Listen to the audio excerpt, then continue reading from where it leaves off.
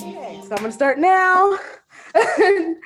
Hi, I'm Nami, atypical potato on all platforms, YouTube, Instagram. I am a brat submissive. I've been in this I've been in this community since I was 12. So I am 26 now. So 14 years.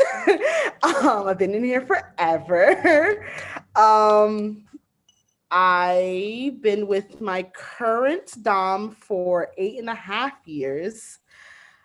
And what is it? What else were yeah, that's it. So you can go.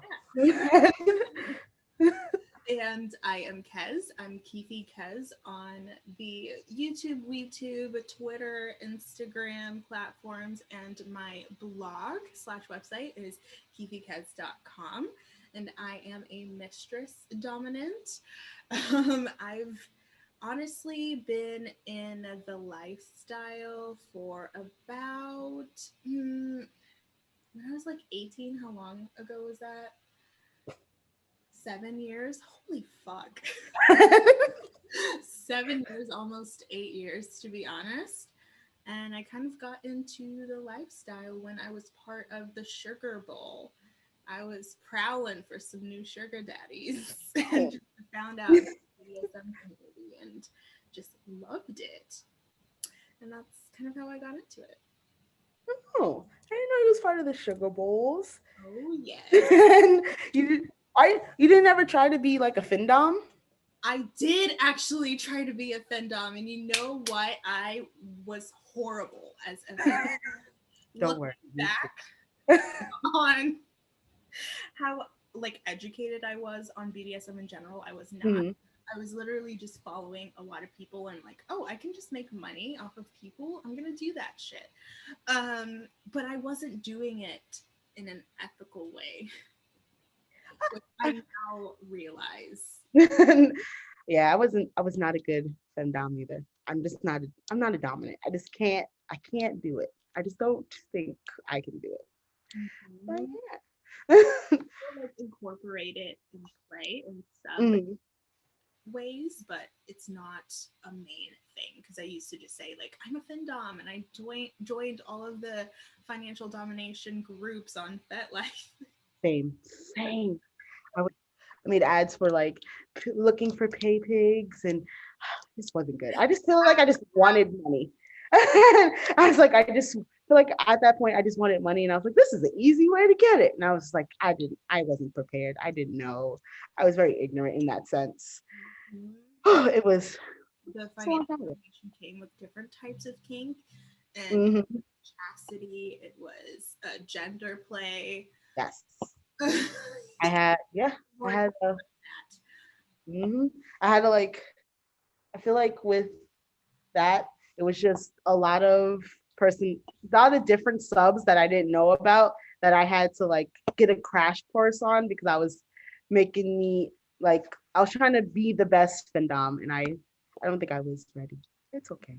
It's okay. Not for everyone, No. and not a lot of cash cows or paid pigs as aren't as in like abundance as Mhm. Mhm. Definitely. because now there was just like so many scams. Yes. I had, well, no. I feel like I was lucky where I got no scams. I loved my like submissives in that sense where they were super nice and super giving. It was just I felt like they could have done better than me and they deserved better than me. So I let them all go. So it's okay. Yeah.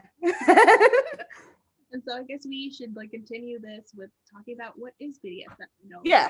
Mhm. I'm really confused. You can start with the BDSM. So BDSM kind of stands for that bondage, that discipline, or it could be dominance and submission, sadism and masochism, and whatever floats your boat. It's kind of got so much weight to it and includes so much. Yes. I feel like a lot of people say, like, have different terms for BDSM. Some people say bondage and sadism, or some people say slave and master. And it's like, only thing that's the most important is like the power exchange of pretty much, I don't know what to say, like, A top and a bottom, yeah, yeah. and a submissive. Submissive is just someone who tends to take more control and someone who's more submissive to control. And it can be anything. And So it's that's great. a good way to put it. One Mhm. who takes control and one who gives control. Yeah. Hmm. And yeah. And that's like an interesting segue to kind of explain these different terminologies that we have. Yeah.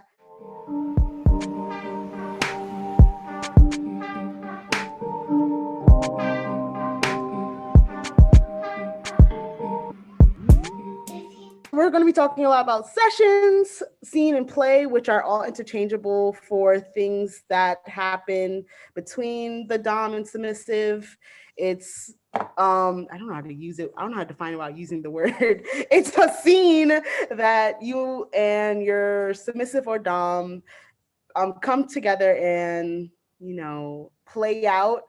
It can be whether it can be whether you're going to be tied up for this and you're going to do flogging, or you can do some type of training. It can be pretty much anything that you two come together and do, and you set for this is the scene. And it's kind of like acting, if you kind of like think about it, because it's like, you this whatever you do in this scene will not affect the relationship outside, or should not affect the relationship outside this scene, because this scene is this scene, or this session is this session.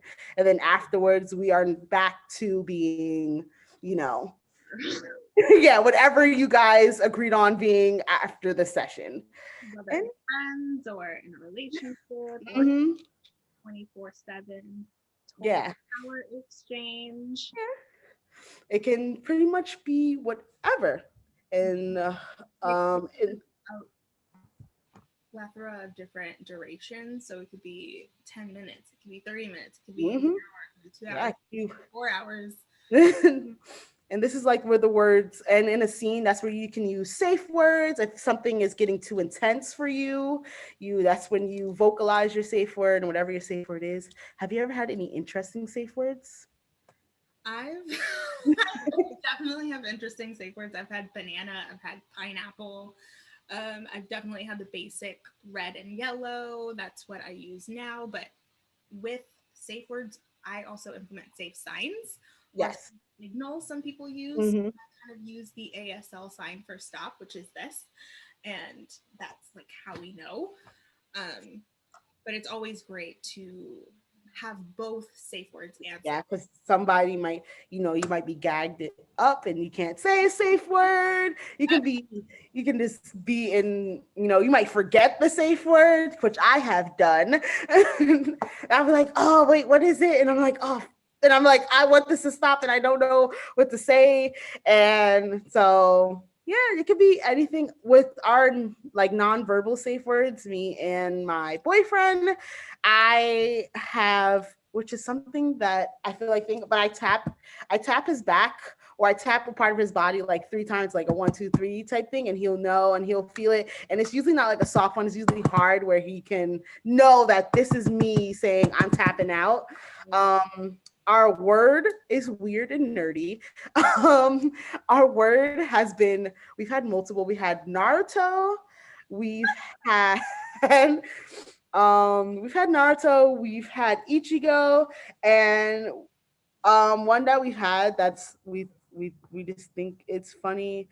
Um, we've had Drake, because he loves Drake, and he's like, oh, okay, cool. Yeah. And So it's basically any word that you wouldn't use in normal conversation no, yeah, within the conversation of the scene or session or play, whatever word you want yes. to use, interchangeable.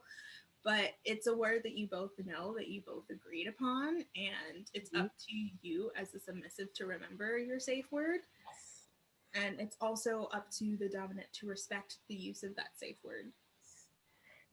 And I know I've had this question a lot. I don't know if you've had this question, like why people don't use stop is as a safe word. And I've always said because and sometimes stop doesn't mean stop, at least for me because of my kinks. Sometimes stop is a part of the play, and me saying stop is a part of the play, so I have to use a word that I can't that I it's not part of it. And so stop is not a good word for me because I like sometimes I say stop and I mean go. With a consensual non-consent play, Yes. the use of stop or whatever it is adjacent is Hmm. very common. Yes. But that's to indicate that you want to be done with play. Yes. Another word we have is, I guess that soft and hard limits. So soft limits. I guess this also. Oh, let's do both of us. Soft limits are things you are willing to. You might want to try. You might want to dabble in, but it's kind of like you have to take your time. It's not a full yes. It's something that we have to really probably talk about or just go slowly with. Depends on the person to Yeah. Mm-hmm. with if you're open to being to Yes. engaging in that type of play. Yes. And a hard limit is pretty much a hard no. It's something that you do not negotiate. It's something that we will not do. Some of my hard limits in the BDSM world is I don't know. It's like hook. You know, people like suspension. Suspension, yeah. Yes, suspension. That's a hard no for me. Suspension is a hard no. Tickling is a hard no. Really? I can't with tickling. I can't. It just physically causes me pain and not the good pain. I don't like it. What else is a hard no for me? Bodily fluids, hard no. What kind Hard. of bodily fluid? So like I would say maybe all of them. Like I don't like globs of spit. Like that's what I'm saying. Like I don't think I like globs of spit, pee, like poop. I don't really like any bodily fluid. Blood. Don't like bodily fluids. Be fun with like a good blowjob if you're Hmm. that, but like there is a limit there. Yes. There's like, because I know people who like to get like spit in their mouth, and I respect that. That's like I'm like that's on you, but that sounds disgusting to me. And I'm like, whatever floats your boat, but this a hard pass for me. What about Uh, play? Oh yeah, yeah, yeah. I know people who like that. Yeah, vomit play. I know a couple who purposely vomit something because they like that gagging feeling. So like that's part of their play of making her gag till she vomits, and she likes that. I hate to vomit. I would Respect never. everyone. Me. Yeah, but does your does your submissive have any hard nose, or do you have any He hard does nose? have a lot of hard nose, and coincidentally, our hard limits are congruent. So definitely the same with bodily fluids, like no urine play, no scat play, Hmm. blood, no, spit, no. There's only like I said earlier, a certain Yeah. degree when you're giving Hmm. blowjobs. Um, and what else? Knife play is a hard limit for me. That's a soft limit for me. I Depends. feel like just get really wild quickly, and I'm not. That's what I'm saying. That's why it's a soft limit. It depends if the person is really good with a knife. And Mhm. that's a real thing. And I don't like to draw blood. I just like the feeling of it on like my skin. So I've done knife play before and I've done breath play before. And that's like things where it's like I like the feeling of like the danger and like you could hurt me, but you're not hurting me. So yeah, that's a soft limit for me. And medical play, I'm not. Oh, I'm not even that's hard now. Yeah, yeah. Trying to think. So, like, I'm trying to think of any other hard no's. Do I Wow. don't think I have any. Yeah, that's about it. Yeah, I think that's it for me too. Like, most of the stuff that we thought about while making our contracts was like those things, and we're just like, no, yes, no, yes. I'm trying to, like, my soft limits are, I don't know, my soft limits are, I don't know. Butt play is a soft limit because I am also a size queen. So I love really big penises. So that's a really like things with my butt and like gaping is like a little like I might try it, but we might not. Mhm. Uh, That's kind of a soft limit for me too. That that's like something that my sub welcomes. Like he wants that. okay, okay. Uh, Vanilla is another thing where we're talking another word. So vanilla just this means uh societal normal, I guess. It's the things, Non kink. yeah, non-kink, just things I don't know how to explain vanilla. Just stuff that non-kink people do. Yeah.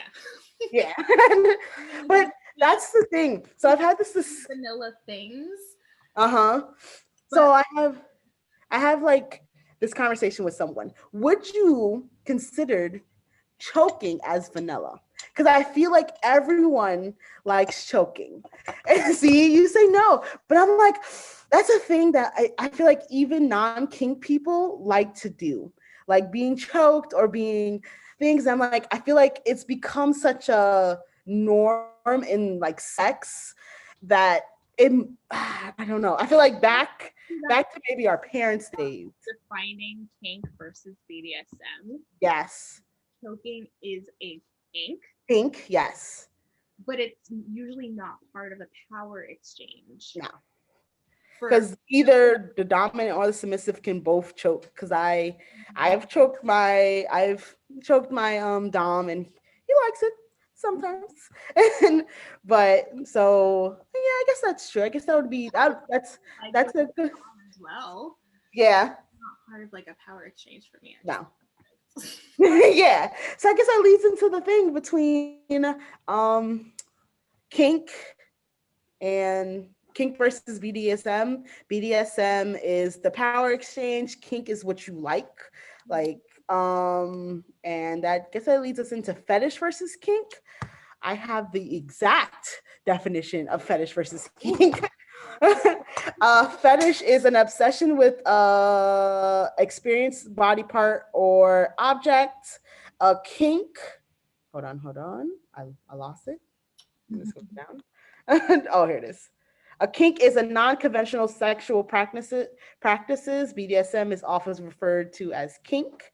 So it's pretty much a fetish is something that you like so it will be like feet fetish or Mm-hmm. anything can be a fetish. Balloon fetish, It's like a uh, focus on a body part or an yeah, object or experience. People who like and fetish doesn't have to be sexual because there's some people who have non-sexual fetishes, which I think like a good thing is my strange addictions.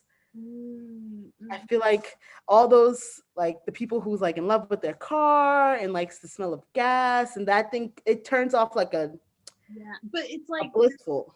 on it's that fetish started based Yes. on association with something sexual, Yeah, true. but I don't know if you ever watched that show, but it's like someone who's like married to a roller coaster on that show. There's someone who like has sex with his car. He like puts it in the tailpipe. That show was cool. Um, so with that fetish is more that fixation with a yeah, object. Kink is a practice, and BDSM is taking those practices and applying it to a power exchange. yes. So that's all of that. We did soft limits, abuse, and power exchange. Since we talked about power exchange, um, I'll let you take this one since you're the Yeah. dom.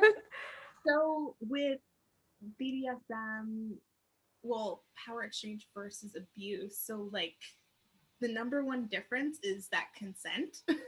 Yes. which is the number one difference between abuse and a power exchange. So with a power exchange, everything that is included within that relationship dynamic is negotiated upon and agreed upon by the parties involved in that dynamic, whereas in abusive relationships that is not. And it's outside, there's no scene to kind of Yes. put all of those behaviors and practices in. It's kind of like it happens all the time, anytime. And it's very dangerous to who that victim's mental well-being and Yes. physical well-being actually. Yes. So agreeing to get smacked in the face, Versus power exchange. For a scene, okay. Your partner walking up to you at 7 o'clock in the morning, no agreed upon to smack you in the face, is abuse. No, just if he just comes and they come and beat you up, whether female or male. Yeah, yeah.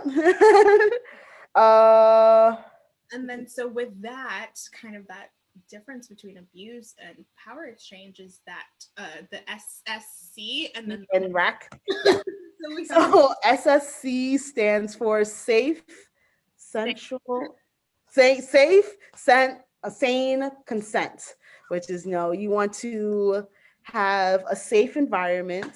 You want to be of sane mind and pretty much, and you want to consent to everything. It's pretty simple. And rack can you explain it. is risk aware consensual kink. So being aware of the risk that you and your partner is taking and kind of looking out for each other's well-being, and that's being risk aware, consensual, of course, and kink. Yes. Again, king, everything we're talking about. Bedroom versus lifestyle. I'm going to turn off my thing. Okay, cool. Should be fine now. Okay. The next thing we're talking about is bedroom versus lifestyle. So bedroom BDSM is pretty much only you keep it in the bedroom. It's pretty like self-explanatory. It's something that you keep in the bedroom. Yeah. It's something that yeah. It's it's just it stays in the bedroom. I like to oh no, my thing went away. Where'd it go? Where'd it go? Hold on. Hold on. More so just experimenting with Yes. Yes. It's usually mostly newer people are who's trying to figure out all their what they want to do with it. Usually our bedroom, I like to call them bedroom kinksters, because it's like they're figuring it out. They don't really want to be an all lifestyle type of person. They're just trying to figure out what they like and what they don't like, and it's nothing wrong with that. It's perfectly your preference. Lifestyle is pretty much the opposite. You are BDSM 24/7, and that's what you and your partner That's right. agree on. Yeah. Uh, um, I'm a kinkster, or I am a rigger, I am a yeah. master, I am a dominant. Mhm. That is their identity as a Yeah. lifestyle. And some people can live that 24/7, and some people can live it 24/7, take a break for a couple months or years, and then come back to it. It's all up to the individual and how they choose to practice BDSM. Yes. And there's also people who I know are BDSM depending on partners. Because I know some people go to more vanilla when they have a vanilla partner, and then they go to BDSM when they have someone who's in the community. It all depends on the person and your partner that you're with, and that's okay. Because my boyfriend was vanilla before me, and now he is not. My sub was not like really into the lifestyle before me. I kind of Mhm. brought some structure where his was kind of more so that bedroom, and now we're kind of more lifestyle. Okay. And non-monogamy versus BDSM. Right. Yes, and that's where because you are non-monogamy, right? Yes, I am polyamorous. Yes. So My boyfriend has a fiance, and I'm also welcome to have other partners, but I'm not currently because honestly, more than one is just a lot, especially with a busy schedule. Yeah. And so, yes, I am a polyamorous, but I'm also a kinkster. And so, a lot of people kind of get non monogamy and BDSM confused. Most often, like 70% of the time, there will be overlap, but they are two distinct communities. And so, within the non monogamy community, they call it consensual non-monogamy or ethical non-monogamy, and that includes open relationships, that includes swingers, that includes what else? Actually, just mainly those two, and then Mhm. poly. But there's so many different poly That's dynamics. polyandry. Um, There's it's like there's so many. That's why I always like people to say I'm poly, and I'm like, what type? And then like, do you want more and more females? Do you want more and more boyfriend? Are you, You there's so have a much. primary partner, or Yeah, are you you kind of guys. hierarchical polyamory, Hmm. egalitarian polyamory? Are you in a triangle? Yeah. An M, Z, whatever. I'm like, that's a big thing. I am monogamous. I am a monogamous, and I'm also in BDSM, which people think is weird because people think, oh, because you're BDSM, that means you must be having orgies all the time. And I'm like, no, I like one partner. I've been in a throuple before. I guess I was in a throuple. Like I said before, I was a unicorn, so like I was introduced to this couple. And I was with them for 6 months. Honestly, the only reason why I moved out of state, and I probably would have been with them. We were pretty great.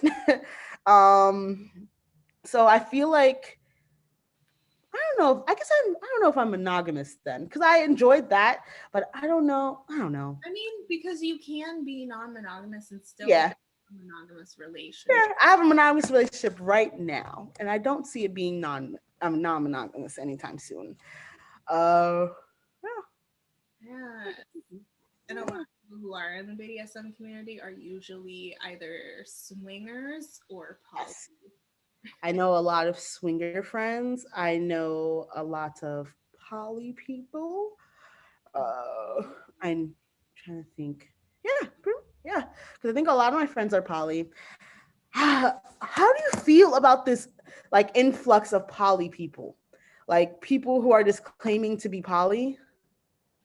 Well, there's different perspectives on that for me because it's different as like because hello everyone, I'm also a counselor. Um,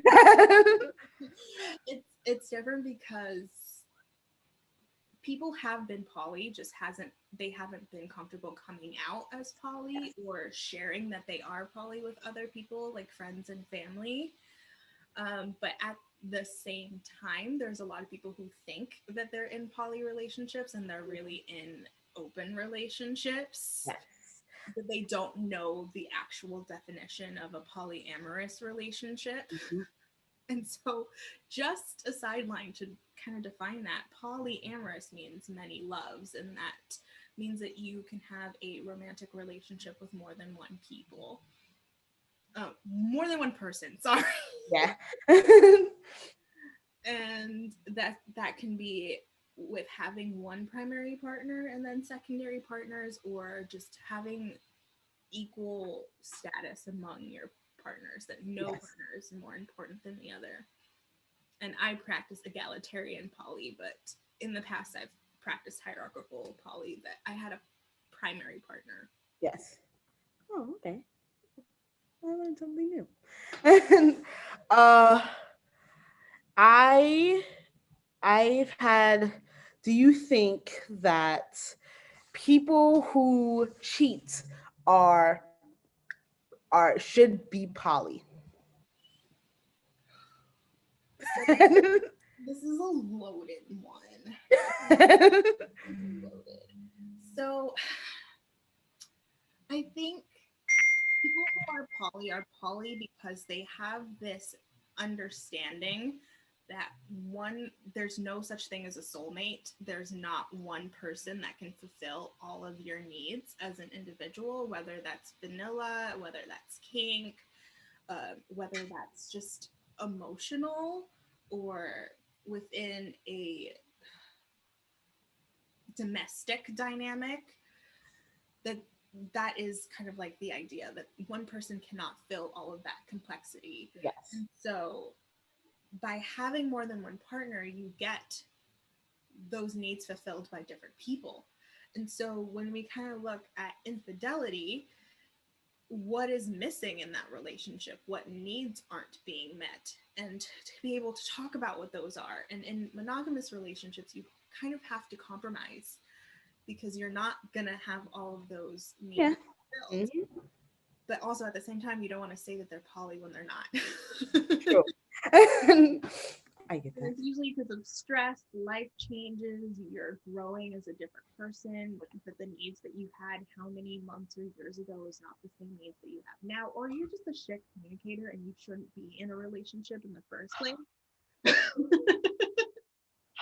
Or a shit partner and you shouldn't be in a relationship. And so that's kind of a slippery slope. And so some people, because I know I've cheated in the past and I know that's because I am poly, that I can't just have my attentions on one person. Like I have to love multiple people at the same time. And sometimes that is the case, but most often it's not. So that was all the definitions that we had. So we talked about our roles. I'm a brat. You said you are a mistress. And now it's for the best part. Now we get to talk about what we're smoking on.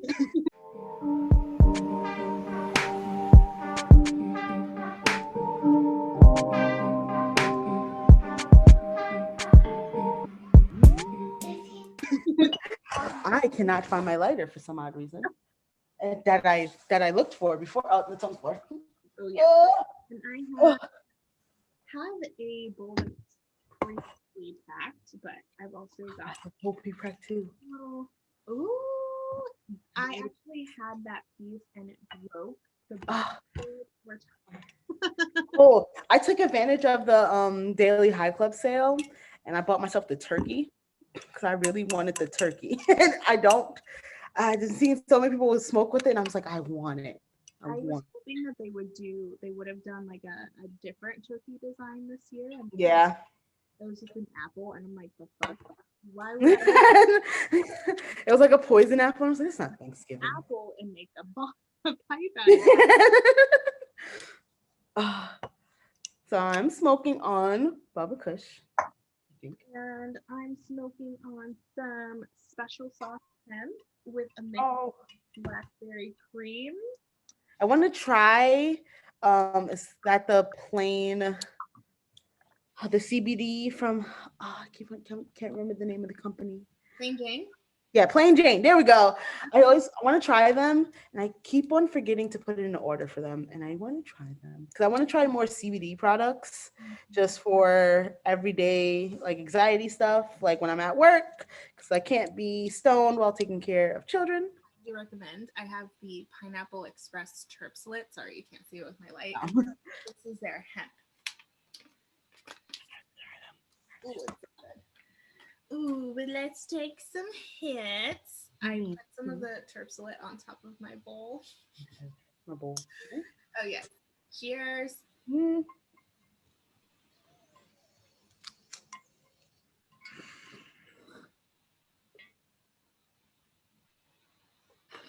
Ah, that's what I waited for.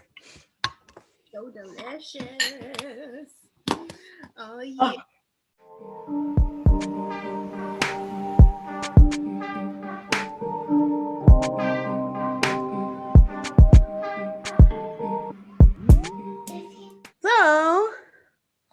So kind of like the Updates. GS dynamic. And for me, I am currently in the training phase with my sub. My sub is also my boyfriend. So we have vanilla parts of our relationship and we have kink parts of our relationship. And so we just finished the first month of our training. So we're kind of going in tiers based on colors. So for kind of getting through that 1 month obstacle, he gets to have blue rope on his collar. And Oh, when he gets to the 2 month mark, he'll have purple, and then it goes to red, and then black, and then white. And then after the 6 month mark, then we'll have initiation, where he's officially my submissive, and we're actually getting into the more intense types of play. So we're kind of doing position training, we're doing insight training, which he's doing journaling every week. We have this app called Obedience, where I literally just assign him things that he needs to do before our session days. And he gets to complete those, doing some tasks because he's a service sub as well. He's got like so many different interests, so but that's where we are now. And what about you? So it's actually pretty interesting. So because me and my boyfriend do not live together. He lives upstate. I live in the city part of New York because we're from New York, and he lives like 2.5 hours away from me. He usually comes sees me all the time. But because of COVID, we haven't been seeing each other as often as we should or usually do. So we're kind of back in that training stage where now I have tasks, I have things I have to do before he gets off of work at 11 o'clock. But for him, I take pictures and send him like, so right now we're actually doing butt training. So I have they're so far. I would show you. I have these things where I have to stick in my butt, leave him there for how long as he asks me to. I record my Balls? no. I'm just gonna bring them. I'll be right back. This is my toy box. So it's like these little things, oh and yes. they're like different sizes. Uh, and there's even black ones. Hold on. Find the other purple one. Yeah. So it's like goes from small and then medium and then bigger. So right now I'm up to the medium one. So this is like the things I have to. I think there's another one. Yeah, see, there's another one. There's four. Oh, Sizes. huh? The range of sizes. Yeah. That's So I'm up to this one. But yeah, so those are the things I have to do. So right now we're doing that, and that's pretty much the task. It's been really interesting because it's kind of brought us back to the beginning of our relationship where it was mostly training and stuff like that. So it's really nice. It's like nice. Stages are awesome because you kind of both get to grow within your roles. And to explore different things and how you sort of work together. And it's nothing can beat that special training phase. It's so nice. It's so great. I appreciate it. And I think that's pretty much it. He rewarded me today. He gave me money for food, and that was rewarding because I got to another level because it's been really hard with the butt training. So because I got to another level, he gave me money for food, and it made me happy because I like food. Isn't it great to be rewarded? Yeah, it is. Um, We actually have a marble system. And so within the session, he can earn a certain amount of marbles depending on the things like the criteria that he meets. And so I have like this reward board that he hangs up right here. And a behavior chart that goes from like blue to red. uh-huh. And so for the reward chart, there's like obedience on there, wearing his collar, the proper address, when addressing me or asking for something. What else is on there? Timely, if he's timely to showing up here. The appropriate dress, because he has, I make it a point for him to wear white shirt and black pants, and that is his uniform, I guess, Yeah. for being here. And if he doesn't abide by that, then so like if he meets those and he gets a star, And at the end of session, I give him 2 marbles for each star. And so we kind of made a list together of rewards that he can cash in the marbles for. And so he can cash in for like 10 marbles, 20, 30, and it goes up to 180. And kind of like the most expensive or rewarding things are higher on the list. So it makes it more likely like he will not be a brat or do That's anything outside of that. smart. That's smart. Just so he can earn his marbles. Yes. I don't know if you're comfortable, or what are some of your punishments for disobeying you? So we have like our general like rules for punishment versus things that change up every session depending on what you negotiate. So like a couple weeks ago, I kind of played around with eye contact, so he couldn't look at me for the entire session, and he looked at me 3 times, so he got punished with bare bottom spanking. And he doesn't like mark easily, which was, I mean, you can have a good impact play scene without marks, but like, still it's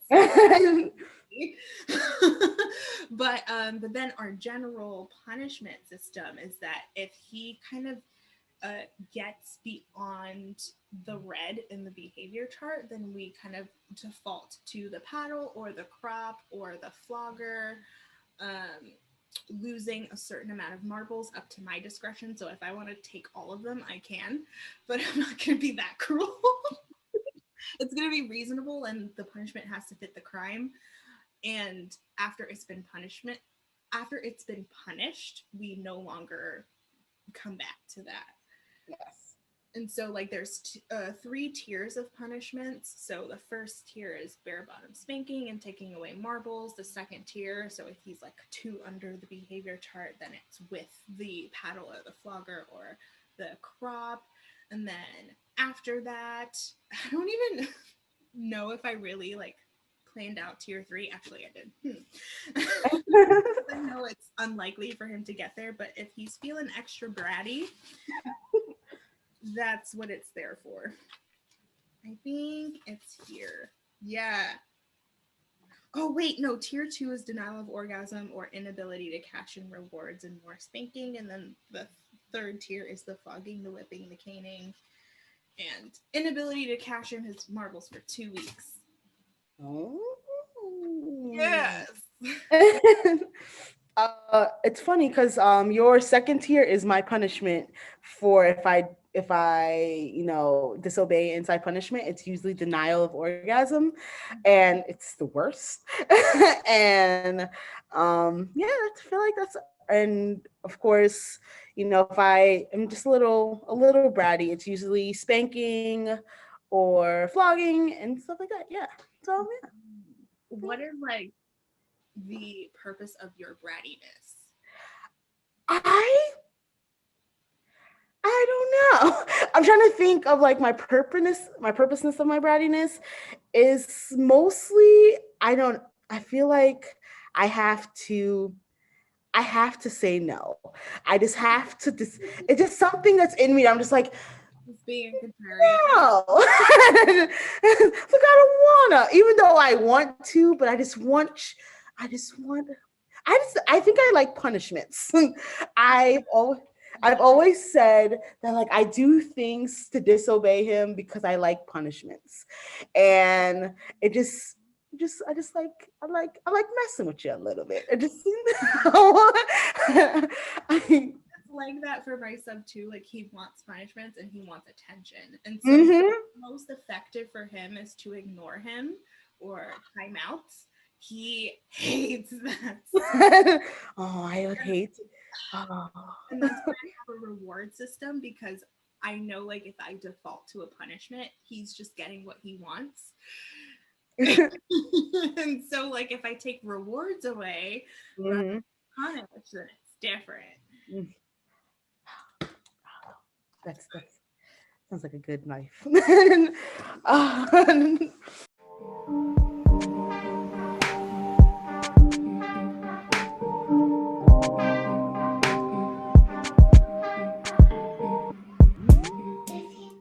Now we can talk about the theme of the week. Ooh, and that is Wait, what? aftercare. Okay. um, yeah. What's a good segue? Punishments, sessions, and then we go to aftercare, which happens after all those intense plays in lovely sessions or punishments.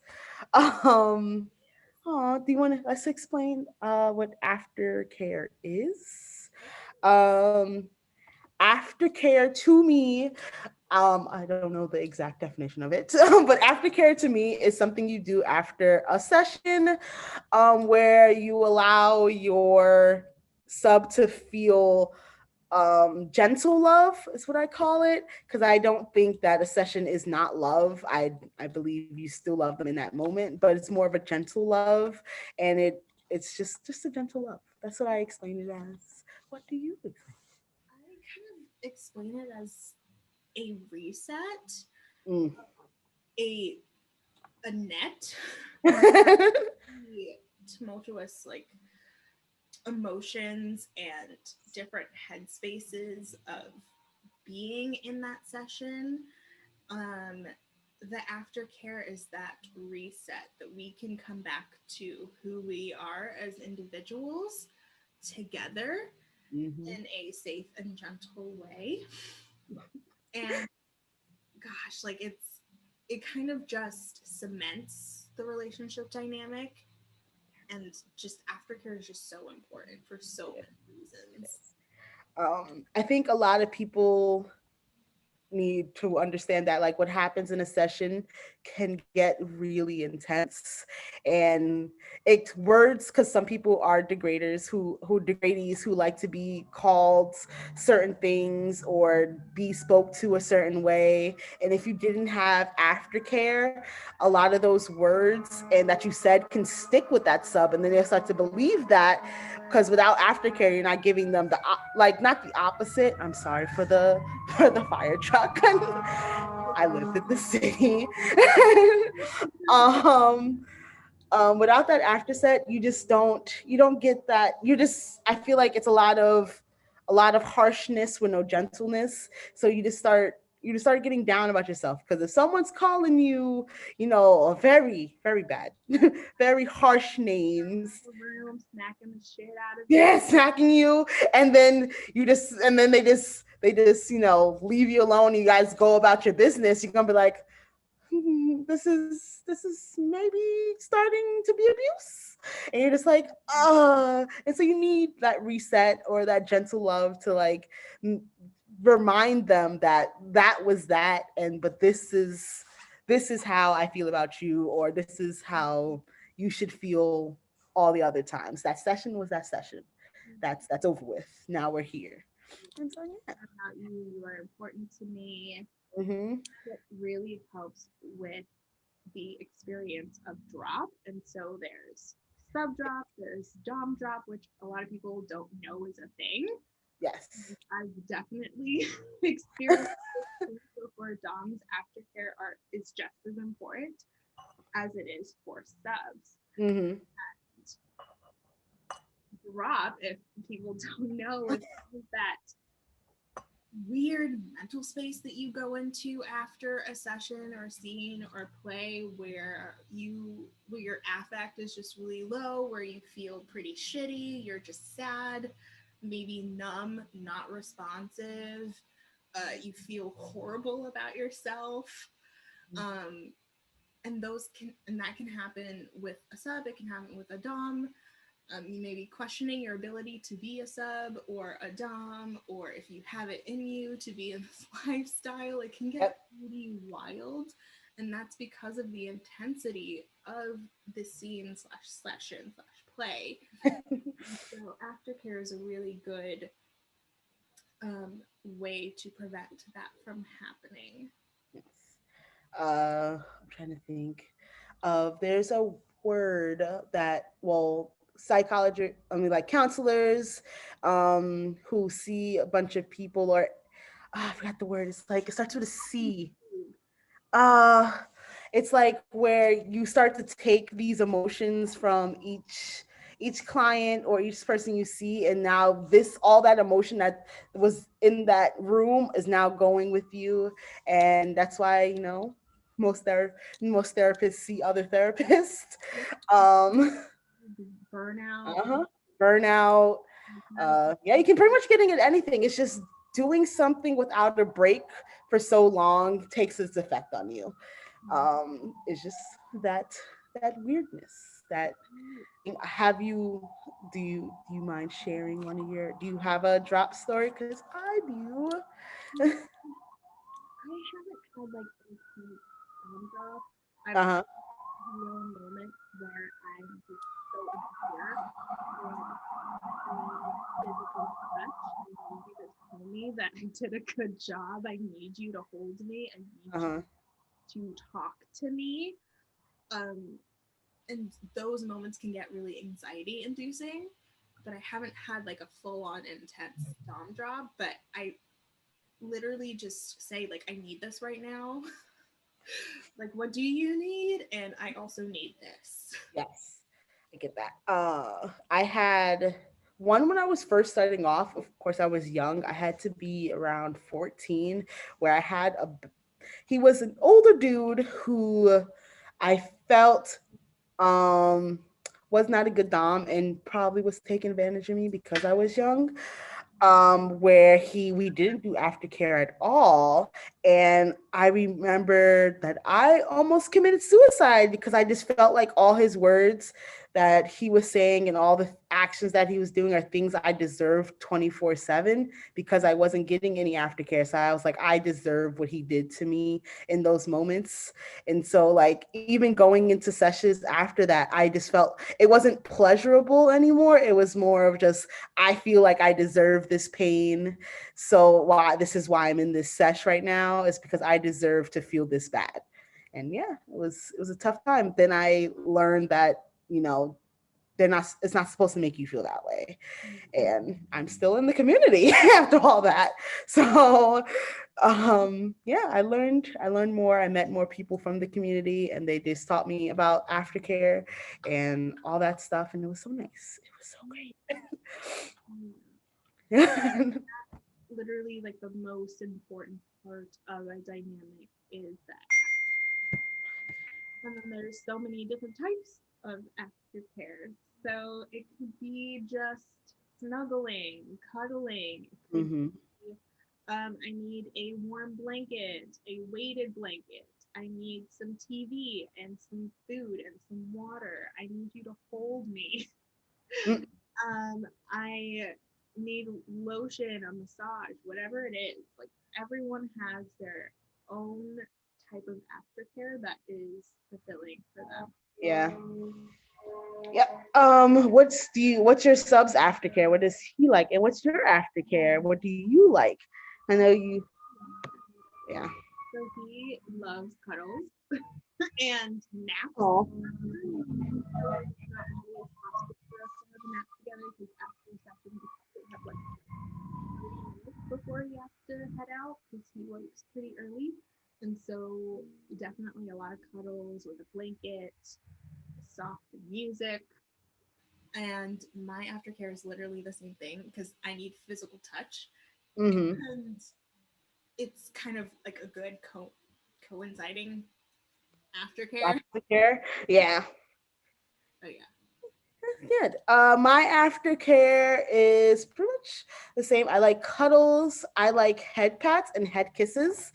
So like even outside of a session, like if I'm feeling overwhelmed with like the environment that we're in outside of like the bedroom or outside of a session, if my boyfriend slash dom gives me a head kiss, it brings me like blissfulness. It just makes me feel so happy and so loved. So that's what I enjoy. I enjoy just cuddling, maybe putting on some anime in the background or some lo-fi, and just getting head kisses or and words of affirmations. I like being told that I did a good job and that everything I like I'm a good girlfriend, a good sub, I did a good job. I love doing that. So those are my aftercare. I'm pretty sure my Dom's aftercare is mostly words of affirmation. So he likes to be told that he's a great Dom, a great master. He so stuff like that. So pretty much words of affirmations. Mine's just physical touch and words of affirmations. I think that's it. Yeah, that's pretty much all our aftercares. I'm trying to Communicate about aftercare. Yes. So I know the most typical one is like washing your submissive. And I know that's the most thingy, but I guess we like that a little bit, but what we do is that we bathe together and we talk about the sesh. And that's like a form of aftercare for both of us is to talk about things that happen, if anything we found out, because soft limits and hard limits are always changing, and you might have done something in the sesh that you're just like, maybe that can turn to the hard no, or maybe something happens accidentally and you're like, oh, okay, I like that, let's put that in a yes. And so we usually, when we bathe together, is usually for conversations about that. Yeah. So it's kind of like your version of porch time. Yes. Because we uh also communicate about aftercare during Aftercare. that's when we kind of go over his journal entries, things that I want to talk about as well. I don't journal, I just make him do it. So we talk about that, what's going well in our vanilla relationship and what's going on within the power exchange, how that's going, any types of play that he wants to try out, any types of play that I want to incorporate, how he's doing, how I'm doing, and that's just kind of our porch time. And we kind of include, sometimes we include our negotiation during porch time and talk about aftercare, but sometimes, most often, our talks about aftercare is during negotiation. Yeah. uh Trying to think what else we can say about aftercare. I feel like we hit all the good points. Yeah, like it's just uh take away from this is that aftercare is the most important. yeah, it's the most important. It's the thing that keeps it, honestly, is with along with consent, it's the thing that keeps BDSM different from abuse. It's consensual. It's great. Aftercare is great. It's really nice. It makes you happy to go into the next session. You don't feel down and you're like, oh, now I got to do this, because it just helps you. It just balances. It's like it balances the whole situation and the whole agreement that you two came up with. And like important note too about aftercare is that sub drop or dumb drop can happen regardless if you have Yeah. aftercare or not, but it's just more so mitigated when you do have aftercare. Yeah. Yeah, I agree. Because honestly, burnout can happen anytime. Whether you're taking breaks or not, you can still feel overwhelmed, and because you might have a session that is a lot got put you in the mood that you didn't know that you even had. Like I've had sessions where I'm just like, oh, I didn't know I had those feelings. Mm-hmm. Now I have those feelings. That you realize that you actually don't like, or bringing up some trauma in the past that you just no longer can do that, and it's like, well, I'm Yep.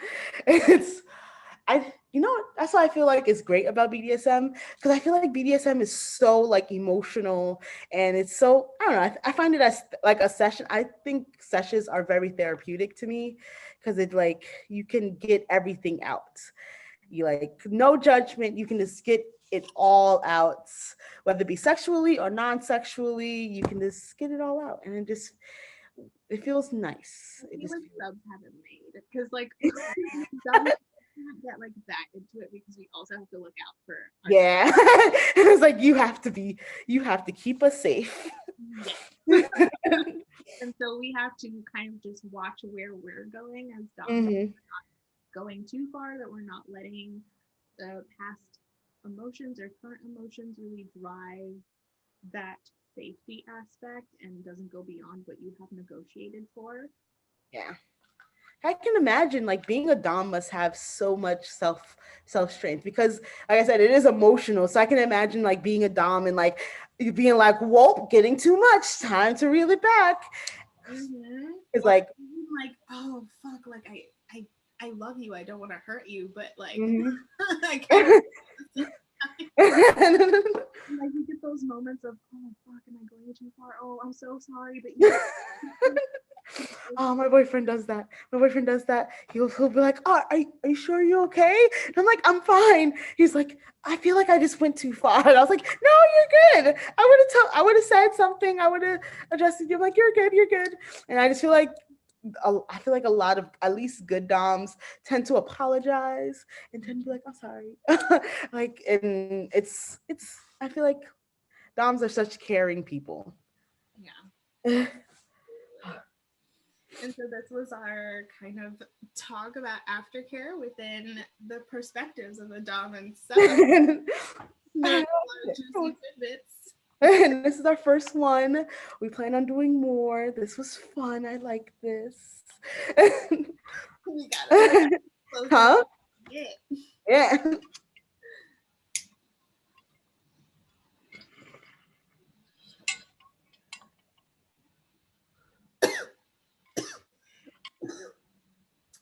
Woo. Well, say for you today. Oh, Well, thank you. Thank you for. yes.